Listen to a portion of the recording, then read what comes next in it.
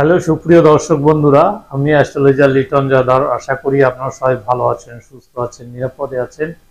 আপনারা ভালো থাকেন, সুস্থ থাকেন, নিরাপদে থাকেন, এই কামনাই করি। আজকে আপনাদের সাথে যে বিষয়টি নিয়ে আমি কথা বলবো, এটি একটি গুরুত্বপূর্ণ ক্লাস। সেটি হচ্ছে গ্রহের দৃষ্টি এবং গ্রহের স্থান। জ্যোতিষশাস্ত্র শিখতে গেলে এই যে গ্রহের দৃষ্টি, এটি হচ্ছে সবচেয়ে গুরুত্বপূর্ণ। কারণ হচ্ছে গ্রহের দৃষ্টির উপরে নির্ভর করে গ্রহটির শুভত্ব এবং অশুভত্ব। কাজে একটি অশুভ গ্রহ কখনোই আপনার জীবনে ভালো ফল দিতে পারবে না। আবার যদি সেই অশুভ গ্রহের পর যদি শুভ গ্রহের দৃষ্টি পড়ে, সেক্ষেত্রে কিন্তু আপনার জীবনে ভালো ফল লাভ করতে পারবেন। কাজে গ্রহের দৃষ্টিটা অত্যন্ত গুরুত্বপূর্ণ। কাজেই অবশ্যই জ্যোতিষশাস্ত্র শিখতে গেলে আপনার এই গ্রহ দৃষ্টি সম্পর্কে আপনার জানতে হবে। আরেকটি রয়েছে যে গ্রহগুলির অবস্থান, কোথায় গ্রহগুলি অবস্থান করলে আপনি শুভ ফল লাভ করতে পারবেন। কাজেই স্থান এবং দৃষ্টি এটি অবশ্যই জানতে হবে। এর আগের ভিডিওতে আমি আলোচনা করেছিলাম যে গ্রহরা কোন কোন ঘরের অধিপতি হয়ে থাকে, অর্থাৎ এক একটি গ্রহ এক একটি রাশির অধিপতি গ্রহ হয়ে থাকে, সেই সম্পর্কে আপনাদের আলোচনা করেছিলাম।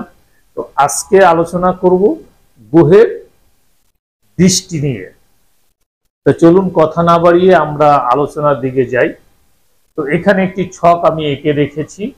তো এই ছক থেকে আজকে আমরা বিশ্লেষণ করব।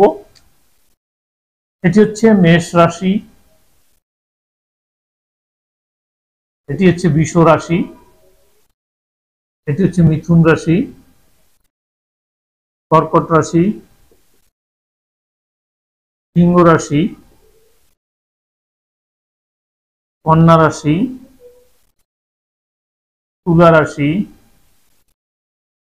বৃশ্চিক রাশি,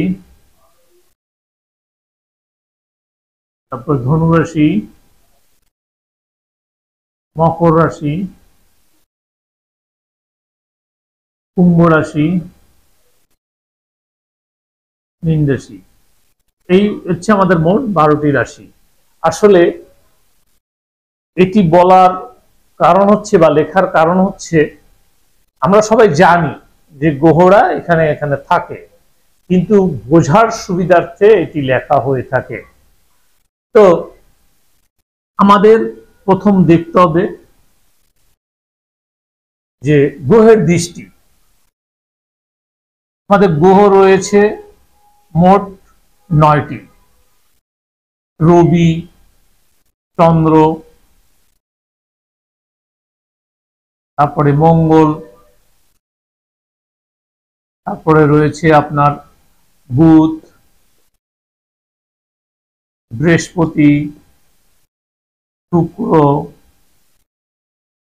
শনি, রাহু, কেতু। এই হচ্ছে মোট 12টি, এই হচ্ছে মোট 9টি গ্রহ। তো এই 9টি গ্রহের ভিতরে কিছু গ্রহ আছে তাদের শুধু সপ্তম দৃষ্টি থাকে। প্রতিটা গ্রহেরই কিন্তু সপ্তম দৃষ্টি রয়েছে, অর্থাৎ সপ্তম দৃষ্টিটা কারো বাদ নেই। অর্থাৎ গ্রহটি যে ঘরে থাকে সেই ঘরে তার সমদৃষ্টি থাকে। এটি আমাদের জানতে হবে। যেমন এই ঘরের মালিক হচ্ছে মঙ্গল। মঙ্গলের সমসপ্তমের দৃষ্টি হচ্ছে এখানে, এখানে মঙ্গলের দৃষ্টি পড়ে। অর্থাৎ যদি আপনি হিসাব করেন তাহলে 1 2 3 4 5 6 7, তাহলে সপ্তম দৃষ্টি মঙ্গলের। তাহলে প্রতিটা গ্রহরই, যেমন রবি যদি এখানে থাকে তাহলে এখান থেকে তার সপ্তম দৃষ্টি হচ্ছে 1 2 3 4 5 6 7, তাহলে এখানে তার সপ্তম দৃষ্টি পড়বে। মূল কথা হচ্ছে যে রবি এবং চন্দ্র এদের শুধু সপ্তম দৃষ্টি আছে, এই দুটি গ্রহের শুধু সপ্তম দৃষ্টি আছে। এছাড়া বুধেরও সপ্তম দৃষ্টি। এছাড়া অন্য গ্রহদের দৃষ্টি বেশি রয়েছে, যেমন মঙ্গলের 3টি দৃষ্টি রয়েছে। যেমন মঙ্গলের 3টি দৃষ্টি, একটি হচ্ছে চতুর্থ ঘরে, 1 2 3 4, এই চতুর্থ ঘরে তার দৃষ্টি। এরপরে রয়েছে সপ্তম দৃষ্টি, তারপরে রয়েছে অষ্টম দৃষ্টি। তাহলে এই 3টি হচ্ছে মঙ্গলের দৃষ্টি। আবার শুক্র যে গ্রহটি, এই শুক্রেরও কিন্তু শুধু সপ্তম দৃষ্টি রয়েছে। তাহলে 1 2 3 4 5 6 7, তাহলে শুক্রের দৃষ্টিও কিন্তু এখানে রয়েছে। অর্থাৎ রবি, চন্দ্র, বুধ এবং শুক্র, এই 4টি গ্রহের শুধু সপ্তম দৃষ্টি রয়েছে। তাহলে মঙ্গলের দৃষ্টি হচ্ছে চতুর্থ, সপ্তম এবং অষ্টম, এই 3টি হচ্ছে মঙ্গলের দৃষ্টি। এরপরে দেখব বৃহস্পতি। বৃহস্পতির নিজস্ব ঘর হচ্ছে এটি।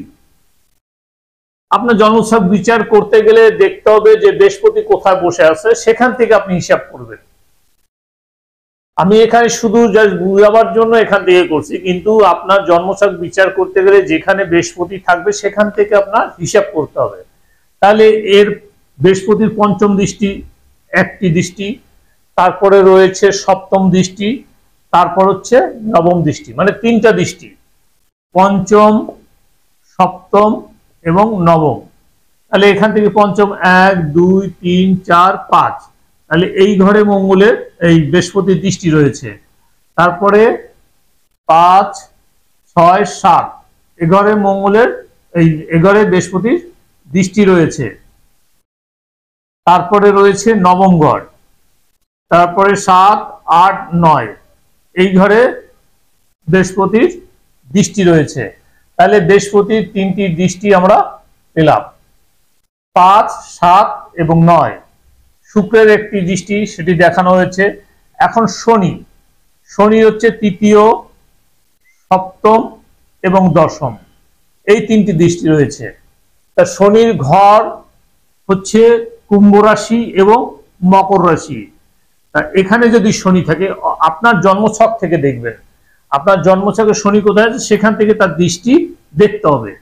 তাহলে শনির 3য় দৃষ্টি 1 2 3, তাহলে এই রাশির প্রতি মীন রাশিতে তার দৃষ্টি রয়েছে। তারপরে রয়েছে সপ্তম দৃষ্টি, তাহলে এই বরাবর তার দৃষ্টি রয়েছে কর্কট রাশিতে। এরপরে হচ্ছে তার দশম দৃষ্টি, তার সপ্তম, অষ্টম, নবম, দশম, তাহলে এখানে তার দশম দৃষ্টি রয়েছে। তাহলে এইটি হচ্ছে শনির 3টি দৃষ্টি, মীন রাশিতে, কর্কট রাশিতে এবং তুলা রাশিতে, এই 3টি রাশিতে তার দৃষ্টি রয়েছে।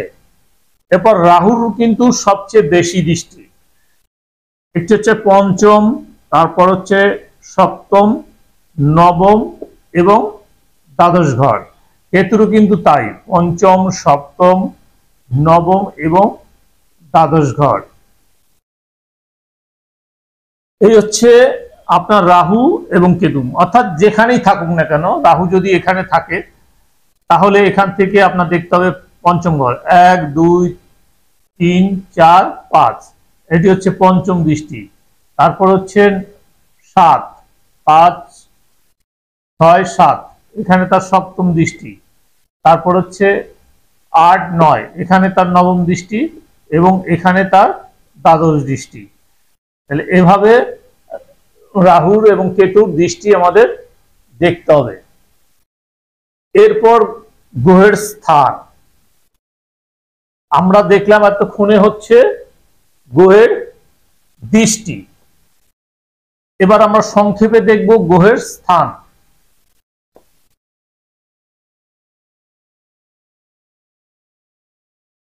স্থান বলতে গ্রহরা কোথায় সবচেয়ে বেশি শক্তিশালী হয়ে থাকে।